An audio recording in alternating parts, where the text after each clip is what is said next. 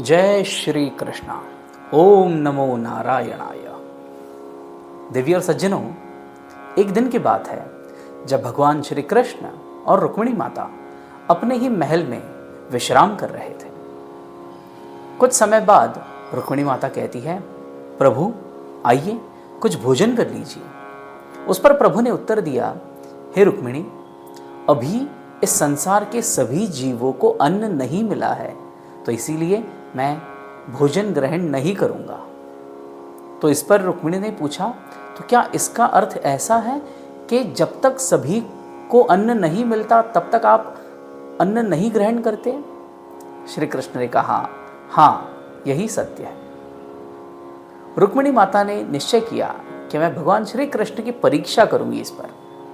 और अगले दिन रुक्मिणी ने क्या किया, एक छोटी सी डिबिया ली, जैसे हमारी माचिस की डिबिया होती है ना, उतनी डिबिया ली, और उसमें उन्होंने एक चींटी को रख दिया और वो डिबिया बंद करके रख दी। फिर भगवान श्री कृष्ण से कुछ देर में कहा, प्रभु आइए चलिए, भोजन का समय हो गया है, कुछ खा लीजिए।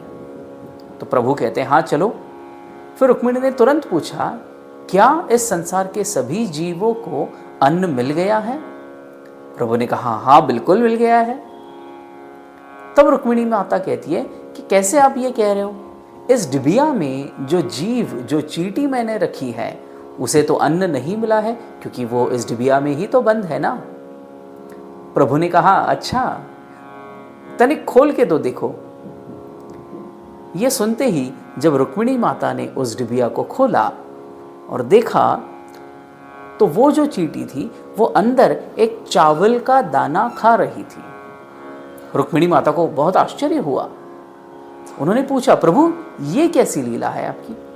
इस डिबिया में तो कुछ भी नहीं था और ये डिबिया तो बंद थी, तो इसमें ये चावल का दाना गया कहाँ से? तो प्रभु ने कहा, देखो, इस सृष्टि में हर एक जीव को अन्न प्राप्त करवाना ये मेरी जिम्मेदारी है। तो जिस समय तुम इस चींटी को उस डिबिया में रख रही थी, उसी समय तुम्हारे माथे में लगी हुई अक्षता जो है, यानी चावल का दाना, वो तुमसे ही गलती से इस डिबिया में गिर गया था और तुमने डिबिया बंद करके रख दी। यानी कोई कितना ही चाह ले, अगर प्रभु की इच्छा हो तुम्हें सुख देने का, तो कोई भी तुम्हें दुख नहीं दे सकता है। इसीलिए प्रभु श्री कृष्ण ने भगवद गीता में कहा था, अनन्याश्चिन्तयन्तो माम ये जना पर्युपासते। जो योगक्षेमम वहाम्यहम कहा है, वो यही तो है कि सबका क्षेम मैं करता हूं, सबको कुशल मंगल करवाना ये मेरी जिम्मेदारी है।